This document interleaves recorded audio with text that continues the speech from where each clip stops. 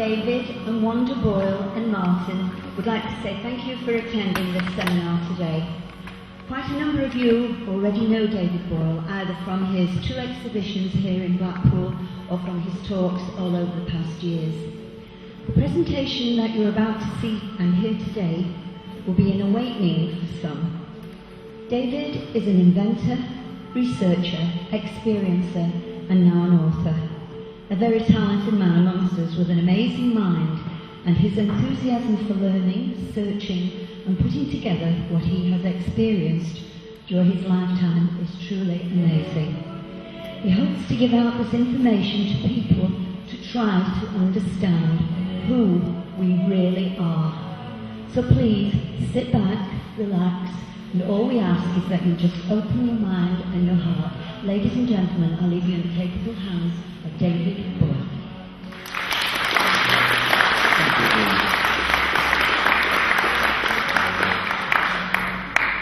Good morning, ladies and gentlemen.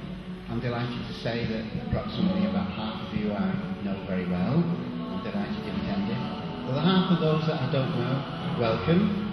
I'd like to share with you, I've asked them to share a bit of information with you because I once gave a talk in the Big Green Gathering. I started at 9 o'clock in the morning. I went right through the day and the night and finished at 5 in the following morning.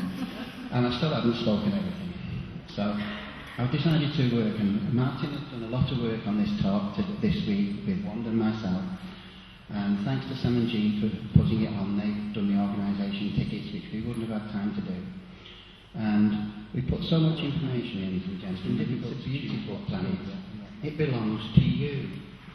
And the ant that you stood on this morning, and the bird that flew past your window, and the flies that died on the windscreen as you were driving here.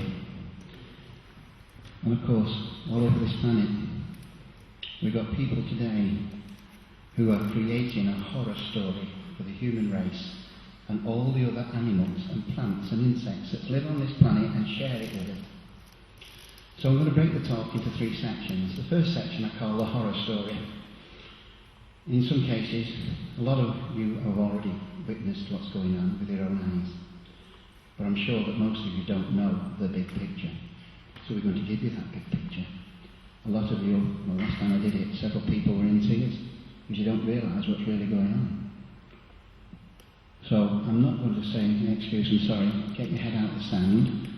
We're not ostriches. You can't do anything about it unless you find out. So I'm going to give it to you straight. And of course, I'm going to try and wrap it up in a way that you all got some links to it so you can see yourselves. The other thing that we go from the first part, which is the horror story, we're going to go to what's real. And when you find out what's real, it's quite a surprise. And then the most important part is the last section, where I'm going to show you how to activate the 80% of our brains we don't use, to take us into the higher dimensions and communicate with higher, more advanced beings.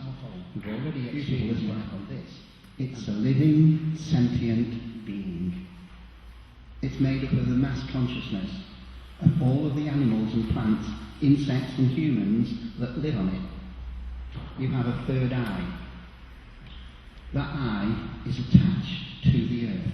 What you think affects the earth.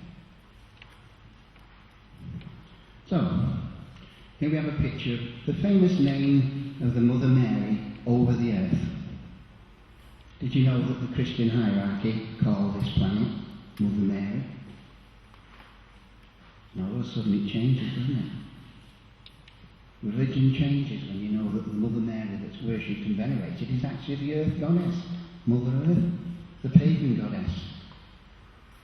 And the other goddess, or god that they worship, of course, is the opposite point. Because the Earth is the lowest vibration frequency in the solar system, and the highest vibration frequency is therefore the centre of the sun, which is attached to your crown chakra. So what you think affects the sun, and what you think also affects the earth.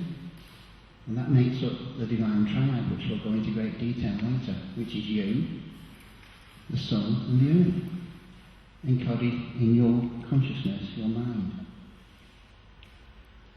Mother Earth, Mother Mary, beautiful. You all feel the energy for her. She looks after you, she gives you the food, the animals, the atmosphere, she gives you the life forms, she gives you the variety. Without the energy of the earth, we wouldn't exist. And without the light of the sun, we wouldn't exist. What are we doing to our beautiful mother? It's quite a surprise, isn't it, when you see it and look at it? Knowledge. When you know something, you can do something about it. If you don't know, you can't do anything. So what we need to do is put it all together. You've all had little tiny pieces of jigsaw of knowledge. You need to put that together. And all of a sudden you see that we have a controlling factor, broken into three things: government, media, and beliefs. And we live in an illusion. What you're told of is real, and when you go out and check it, in many cases, doesn't match.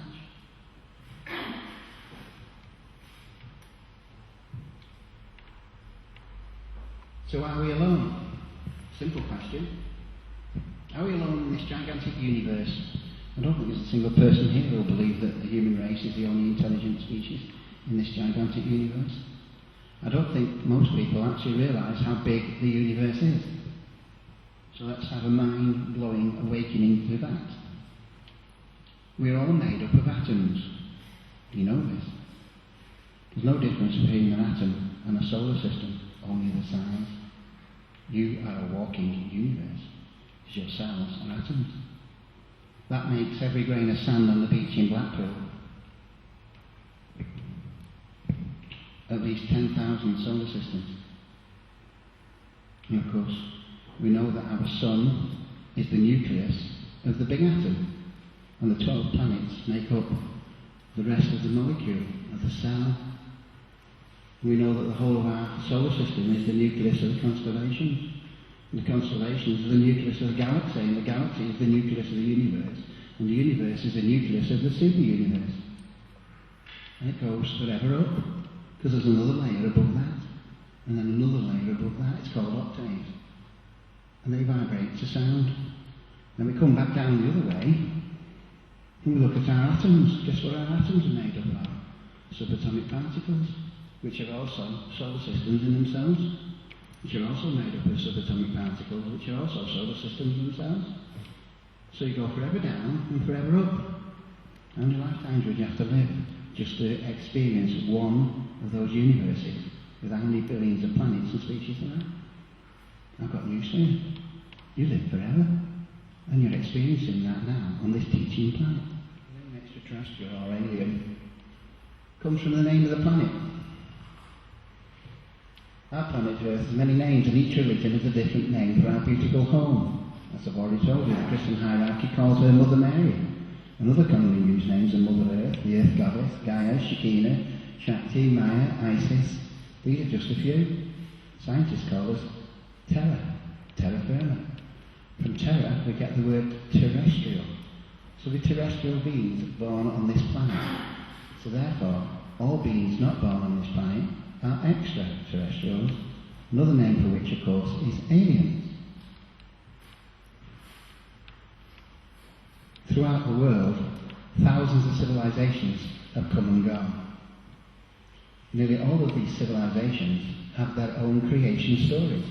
Examples: Egyptian, Dogon, Zulu, Hebrew, Christian, Muslim, Greek, Roman, Aztec, Mayan, Toltec, Native North Americans, Aborigines, Maoris and Olmecs all have the same belief.